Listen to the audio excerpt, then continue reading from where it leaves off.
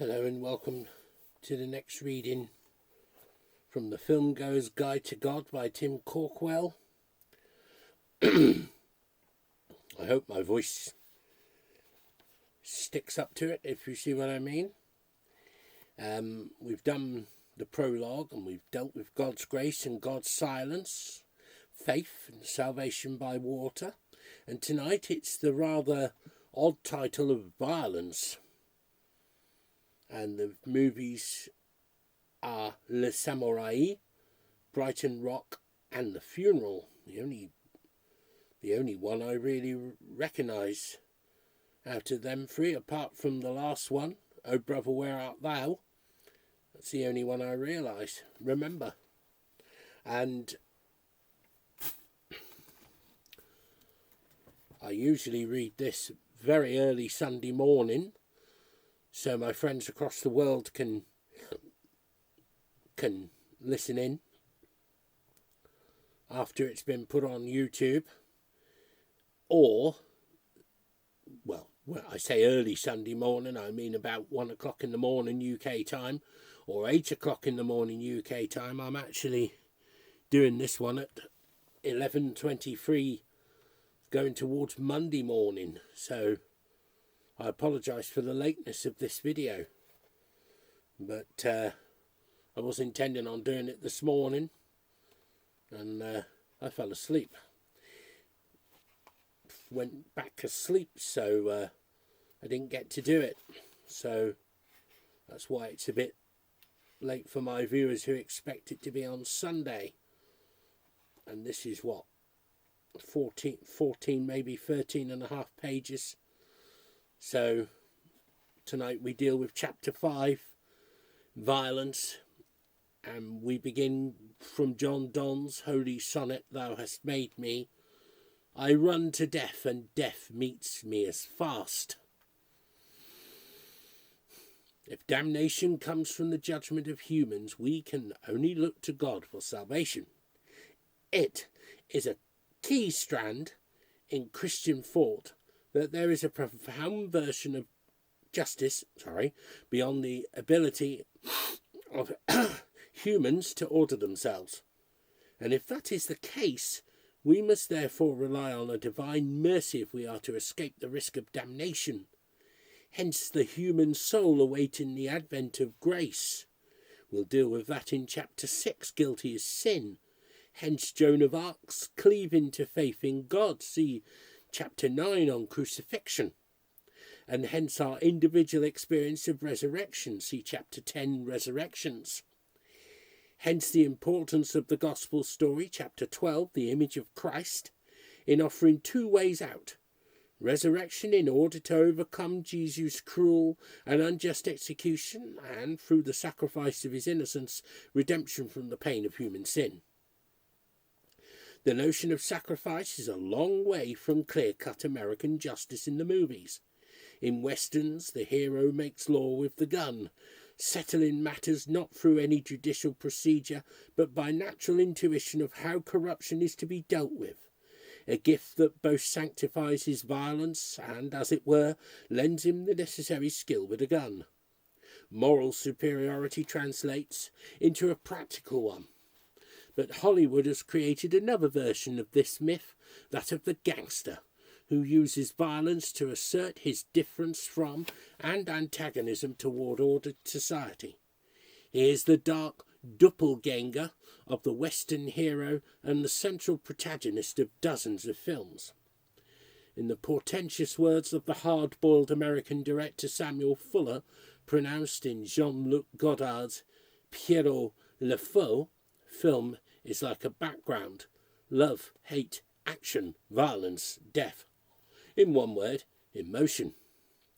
This is a wonderfully concise description of the gangster film, one of America's notable contributions to popular culture, so popular that many other countries have now taken up the genre.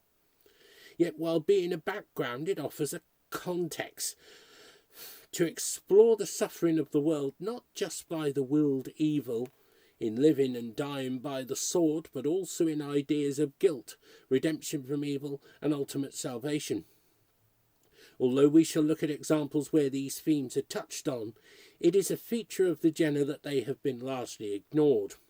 Perhaps as a result of necessity, since the mechanisms of revenge and the conclusion of justice have to be kept at the forefront, as if directors and scriptwriters by and large feel that any consideration of whether these people have any human dignity is an irrelevant one. Questions of right and wrong have been sidelined into formulas of good guys, usually the cops at least some of the time, and bad guys, the gangsters, most of the time. And because the film's purpose is to seduce the viewer into an involvement with the story regardless of rights and wrongs, their creators are most focused on entertaining adults in an adult world. One side effect has been that they have not had any hesitation about putting the gangster film at the forefront of portraying violence on screen, to the point where there seem, 100 years or so from the invention of the cinema, to be no taboos left as to what is permitted, and the images of violence seem drained of moral meaning. The starting point was 1927's Underworld. And during the 1930s, crime films were a staple of Hollywood, especially of the Warner Brothers studio. As a genre, it was eclipsed in the 1940s by the growth of the private eye film. Possibly because of the patriotic dictates of the war, the studios kept stories of organised crime off the screen and focused their entertainment on the film noir, a triangular construct of the lone individual, male, the femme fatale, and corrupt society. The antisocial ruthlessness and cruelty of the gangster were transformed in the private eye into qualities of self-reliance and the rational use of violence in self-defence and to achieve justice. In the 1950s and 1960s, the activities of organised crime and the presence of police corruption began to reassert themselves in Hollywood as a matter for social concern. A film like Samuel Fuller's Underworld USA 1961 depicts a society infected by criminal activity from the bottom to the top, and it is only cleansed by someone from the inside turning against the organisation. A theme reprised in John Boorman's Point Blank 1967, The Godfather 1972, and The Godfather Part 2 1974 gave new impetus to the public's voyeuristic fascination with the mores of criminals and spawned a subgenre of mafia films in which criminal profits are fueled by drugs as well as the more traditional protection money or crooked property deals and have in effect been globalised. Some of the time, the forces of law and order exert control and eradicate criminal activity, but more often and more dramatically, it is the gangster who brings judgment upon himself as a result of revenge. His killing is the conclusion of personal violence conducted at the extreme level. If one persists in asking what moral universe is being portrayed, the answer can be surprisingly complicated. In the 1930s and 1950s, the standard version is that the police root out criminal elements in order that the evil man might get his just rewards. On the other hand, filmmakers rely on the mechanisms of dramatic identification to involve the viewer and take the story forward. Study of the criminal is more fascinating to the human psyche. In White Heat, 1949, the pathologically violent criminal is finally brought low, but the total focus is on him as an individual and on analysing his motivation and actions. As spectators, we are bewitched by the sight of badness sucking us into his amorality. The option does exist to tell the story from the policeman's point of view, so that the audience takes his side, and this is brilliantly exploited by Fritz Lang in The Big Heat 1953. When Dave Banion's wife is killed by the mob he is investigating, his search for justice ceases to be his paid work, but becomes burningly personal, so that his desire for revenge is the audience's as well. Film is a battleground. The American cinema has been a cinema of action and entertainment, less of ideas. The cowboy, the private eye and the criminal, Private professions made public and mythicized by Hollywood naturally embody the American values of self-reliance. But American filmmakers have not been drawn to enlarge this code of self-reliance into a philosophy, to explain individual meaning in a hostile universe, to make a heroic idea. It was left to a Frenchman, Jean-Pierre Melville, to inject an existentialist strain into the gangster film. Melville's Americanophilia extended to 10-gallon hats and gas-guzzling cars, as well as a profound respect for American popular cinema, a taste shared with the critics of Cahiers du Cinéma. The influential post-war film magazine started in 1950.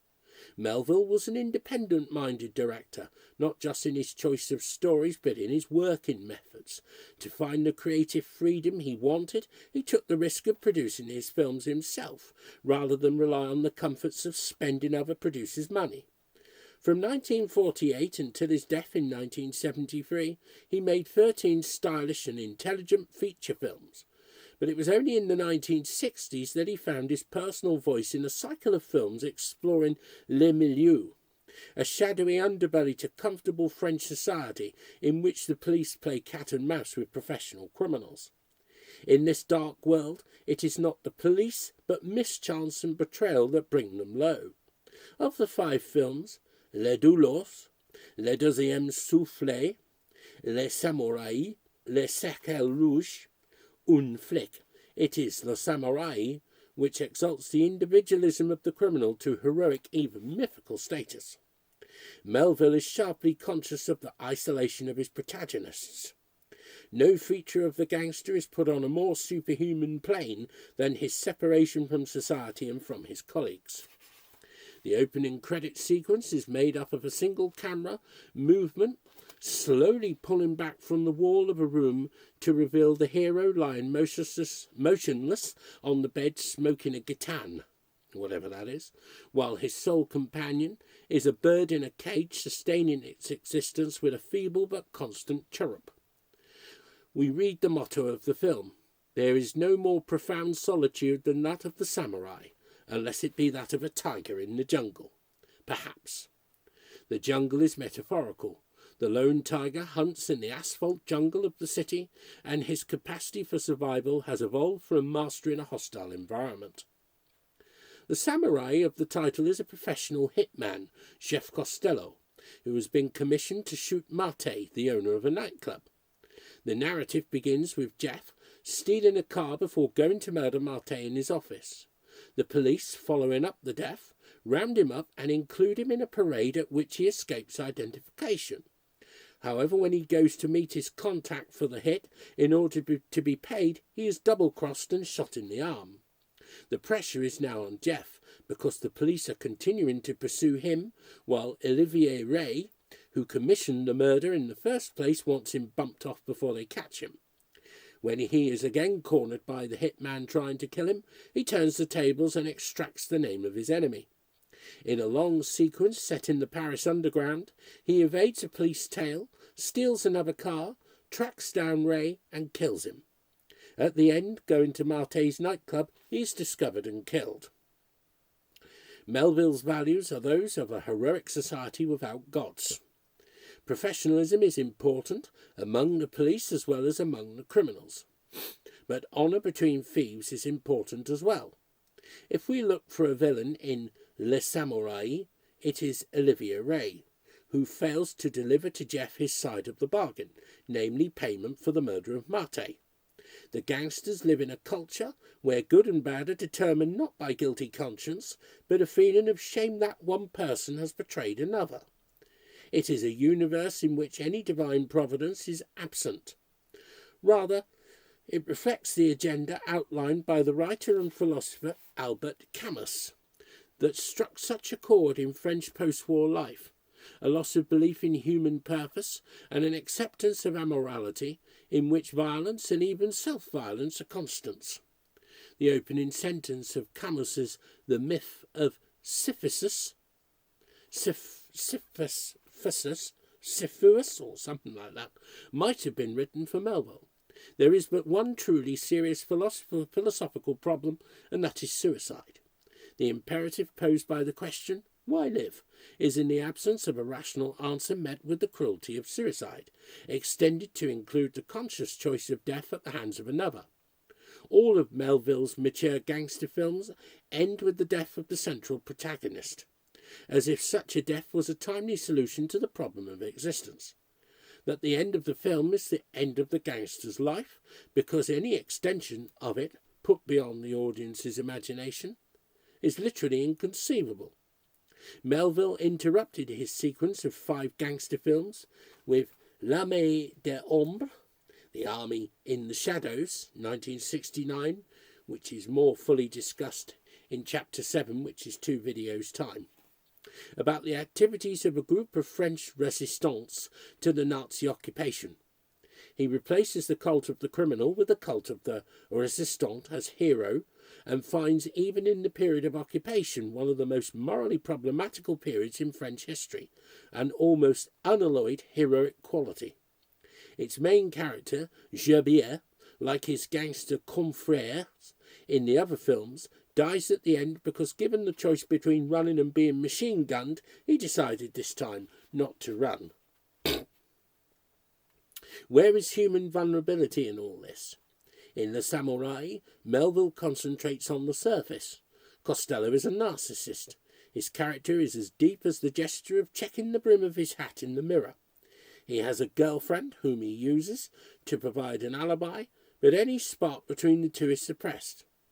When the police harass her for information, her discomfort is emptied of any emotional content. The rigour of the way in which Melville denies feeling is yet another logical step he takes with the American gangster film. The emptiness of his hero's existence parallels the emptying of the images of moral purpose. This makes the Bolton brothers' film of Graham Greene's Brighton Rock, published in 1938, filmed in 1947, all the more striking by contrast. The young hoodlum, Pinky, catapulted by the death of Kite into leadership of a band of petty criminals in Brighton, is motivated by bravado and the quest for self-preservation, but also by something unusual, namely his Catholic upbringing, from which he has a fear of judgment and hellfire. In the film he is played by a young Richard Attenborough, 23 at the time, and although baby-faced, not as young as Greene's original Pinky, who in the book is only 17. His youthfulness adds poignancy to his fear of the torments of hell, as if it imparted a special vividness to the terrors he envisages.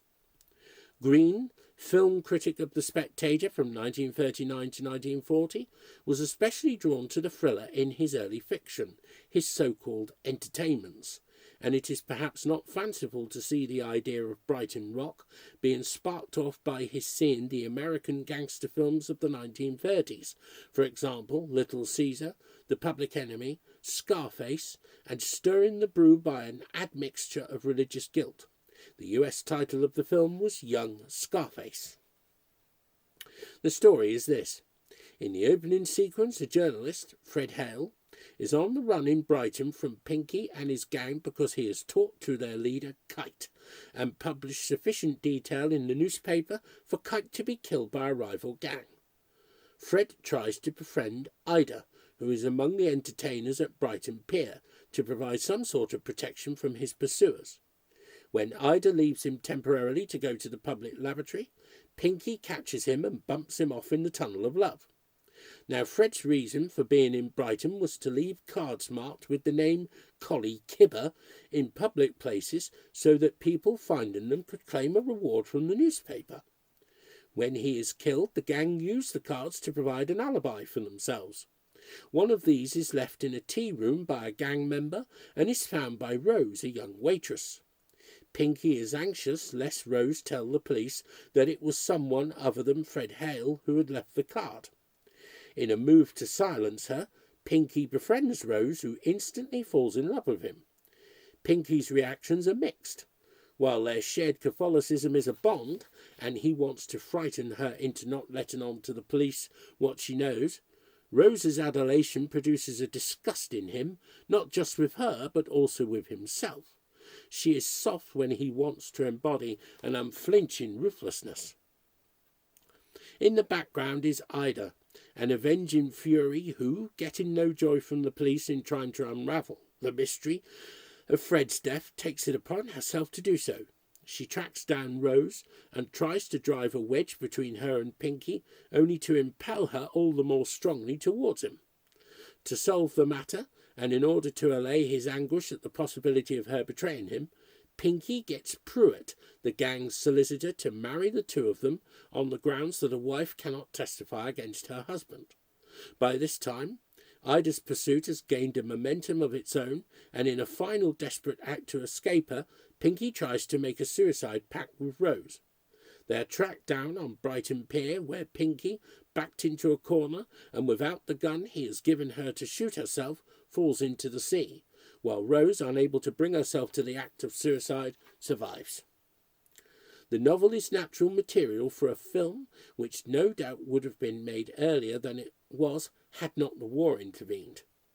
John and Roy Bolting were drawn in their filmmaking to creating, mainly through satire, a critique of British society and institutions, among them Private's Progress, Lucky Jim, Brothers-in-Law, I'm All Right, Jack, Carlton Brown of the FO, and not forgetting the Church of England in Heavens Above.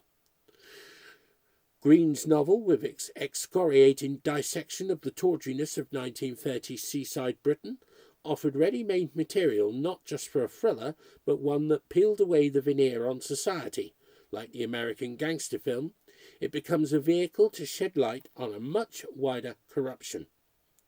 The resulting film is notable for the opening sequence of Hale being chased through the streets and seaside attractions, anxiety amidst jollity, and owes something in its methods to Italian neo-realism, newly arrived in Britain after the war, which encouraged filmmakers to use the street as a location rather than the studio. It also helped launch Richard Attenborough's career, and the shabbiness and weakness of his fellow gang members are well characterised. Notable portraits are of the solicitor Pruitt, Harcourt Williams, clapped out, compromised, alcoholic, and in particular of Ida, played by Hermione Baddeley, the blowsy showbiz entertainer whose big breasts bore their carnality frankly down the old stain, who belonged to the great middle law-abiding class, and who had no more love for anyone than they had. In the book she elicits particular venom from Green's pen. Despite, or perhaps because of Baddeley's wholehearted performance, the film does not properly capture Green's hatred towards her. However, the script on which Green himself collaborated with Terence Rattigan does convey the startling contrast between Ida's pursuit of right on the one hand, and on the other, Rose and Pinky, bewitched by good and evil, and the possibility of divine mercy even for the corrupted. When Ida says to Rose, "I know one thing you don't. I know the difference between right and wrong," Rose realises that she is right, but thinks to herself that their taste was extinguished by stronger foods, good and evil. She knows Pinky is evil, so what did it matter in that case whether he was right or wrong? While Green is far from being explicit, he is taking a swipe at Britain's Protestant institutions based on upholding human justice, which are dwarfed in his mind by divine law and the appalling strangeness of the mercy of God. There is one major and notorious discrepancy between novel and film. Rose and Pinky pass a kiosk inviting trippers to make a record of your own voice. Rose insists on Pinky making one for her as a keepsake. He demurs at first, but when he agrees, goes into the kiosk on his own and records the following message. "You asked me to make a record of my voice. Well, here it is. What you want me to say is I love you. Here's the truth. I hate you, you little slut. You make me sick. Why don't you get back to Nelson Place and leave me be?" Pardon the language there. Although Rose takes the record home, her slavish illusions remain intact because, having no gramophone, she is unable to play it. In the novel, hang on.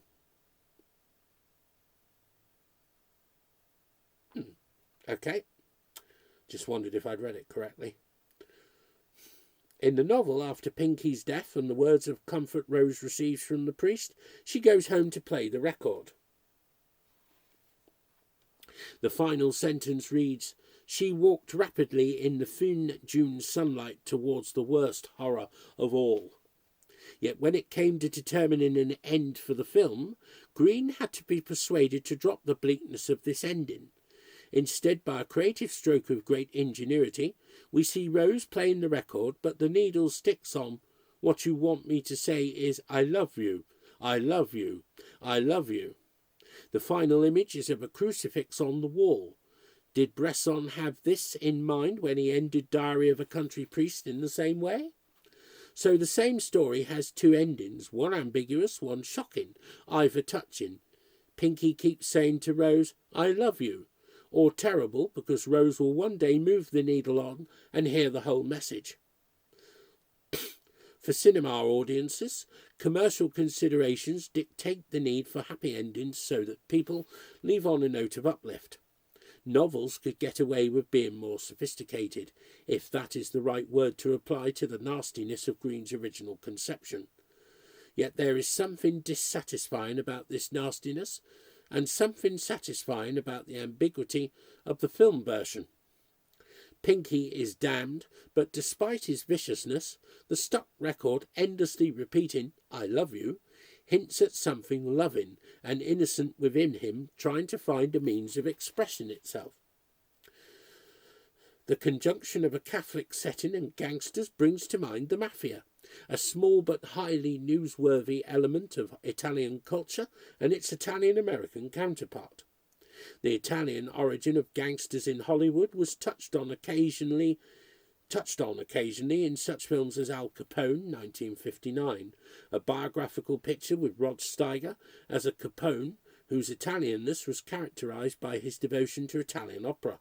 But it was with The Godfather, directed by Francis Ford Coppola from the novel by Mario Puzo, that Italianness, refracted through an American lens, took centre stage to the extent of being an integral part of the Mafia's subsequent reputation.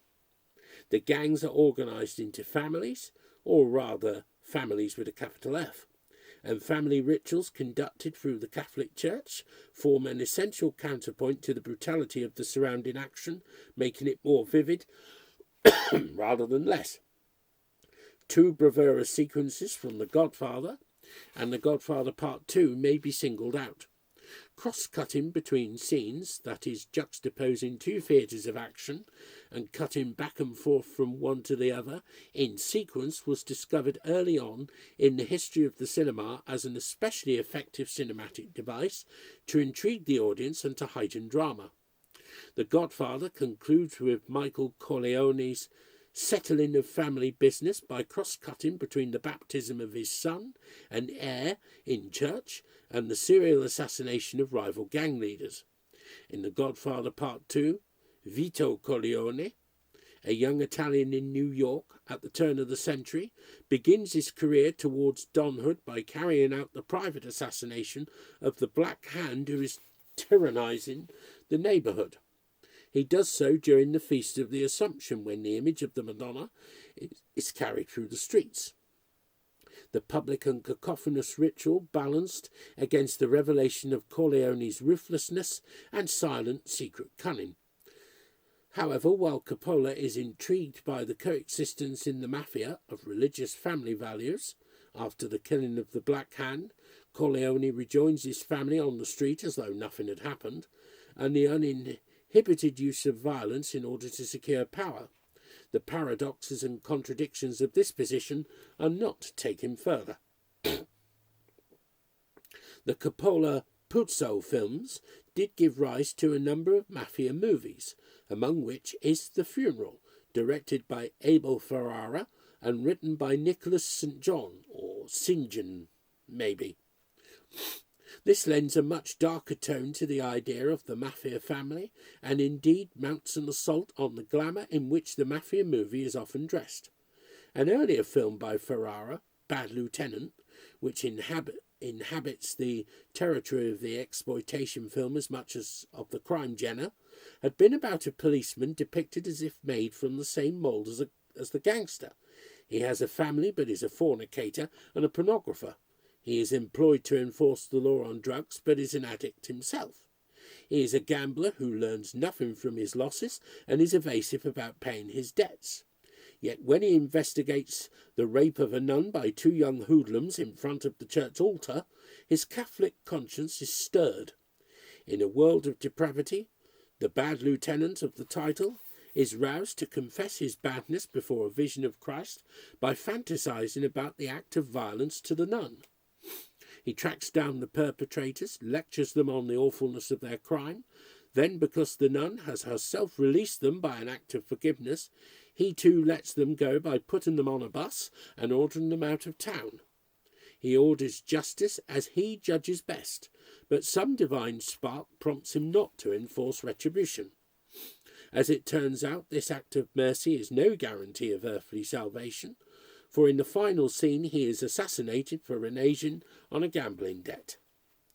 The funeral likewise takes up the theme of the strangeness of divine justice.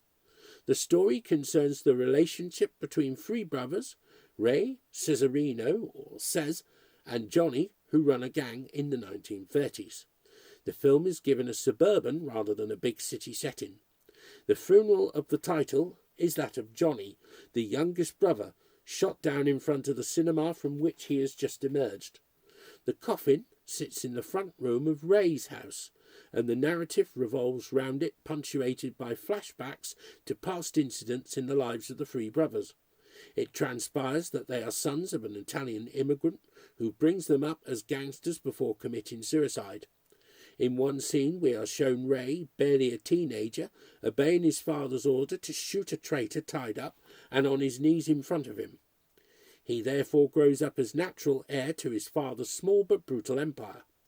Cesarino is ebullient, emotional, and subject to fits of violence. Johnny is a communist, an original touch. Ray is obliged to correct someone who calls him an anarchist, and a philanderer. His death causes a proper grief to his brothers, their wives, and his girlfriend, and it inevitably triggers a search by Ray for the killer. This brings Ray into conflict with his wife Jean, who regards Johnny's death as a matter for the police or even some other non-earthly judgment. Bury him? Let him take his fights with him. Near the opening of the film, when a priest visits the family in mourning, Ray will have nothing to do with him. But it emerges in the course of the film that while his code as a gangster is driving him to seek an eye for an eye, his upbringing as a Catholic is compelling him to ensure that execution of justice is carried out in accordance with his conscience, in other words, not at the expense of someone innocent of Johnny's killing.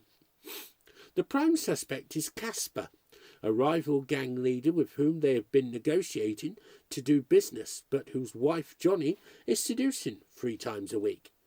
Ray's gang members want Casper executed, but he convinces Ray of his innocence and is released. Meanwhile, the real killer has been tracked down by other members and held. It turns out that he is a young mechanic whom Johnny has humiliated by raping his girlfriend in front of him and his friends. When Ray hears this story, he is inclined to let the mechanic go.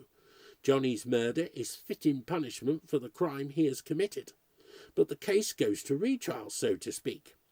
Ray takes the mechanic off alone and interrogates him further, during which, by appealing to God, "Tell me the truth now, the way God sees it," he manages to extract that the young man was only beaten up by Johnny in front of his friends and girlfriend, and that the rape part of the story was invented.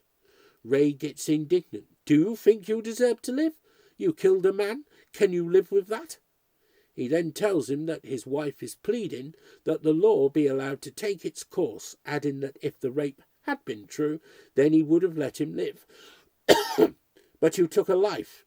Jail is a kindness. I have no choice." The young man counters that Ray does have a choice, namely not to pull the trigger. "Ray, but what about my sense of justice?" His victim, arguing for a turn the other cheek mercy, says that he has a choice to do something good or something bad, which is better than justice. But Ray, fixated on an eye for an eye moral code, ends the argument by shooting him. This is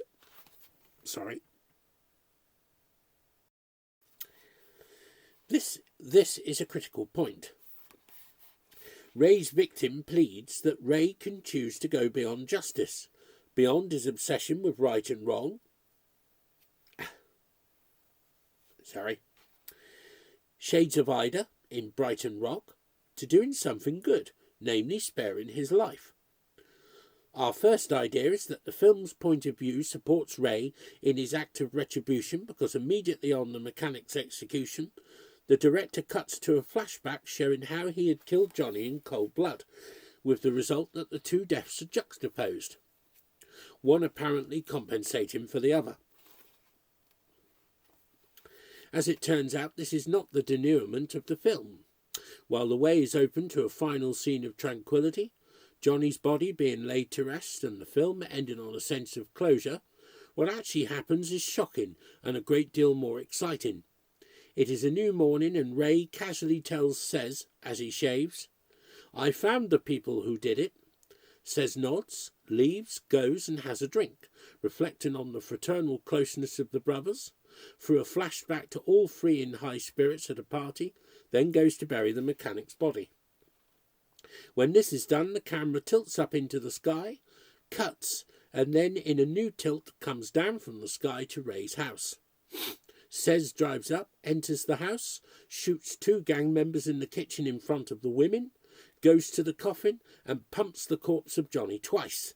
When Ray appears to investigate the commotion, Says shoots him in the chest, then sits down and, declining the pleas of his wife to give her the gun, shoots himself through the head. In the last shot, the wives grieve over the corpses. This grand guignol scene, a staple of mafia gangster films, has a remarkable resonance. There is a visceral reaction of shock before this violence, but dramatically it is of crucial importance. Says seems to have acted arbitrarily and irrationally, but he is in fact a vehicle of divine vengeance. The sense of closure is the ultimate one.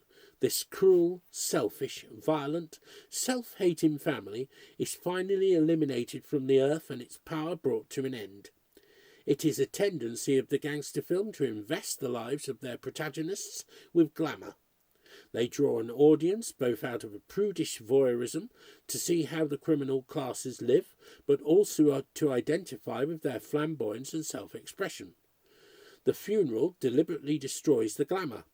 The brothers, when not on business, lead dull and respectable suburban lives. While Ferrara gives them one attractive feature, namely their fraternal solidarity, his drift is that they will all from henceforth rot in hell, a judgment on his future which Ray articulates in his clear-eyed way, but as brothers.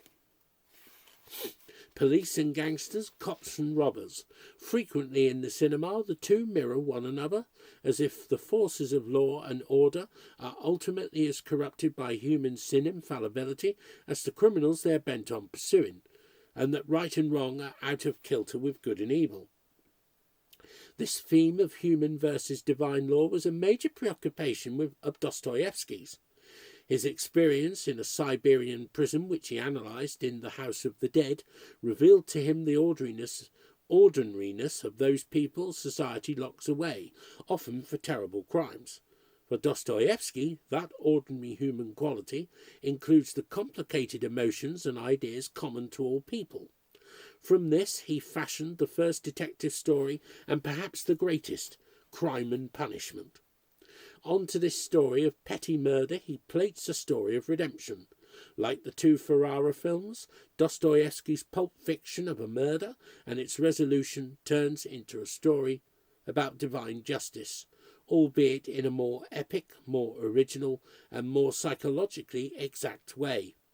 It has spawned several cinematic versions, some faithful and some taking a more imaginative route to bringing out its universal quality. And we examine two of them in the next chapter, where we deal with Guilty as Sin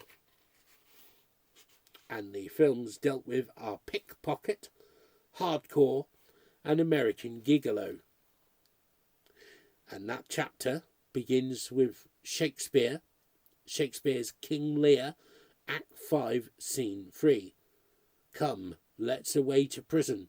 We two alone will sing like birds in the cage. So, as always, until next time, may God bless you all. Amen.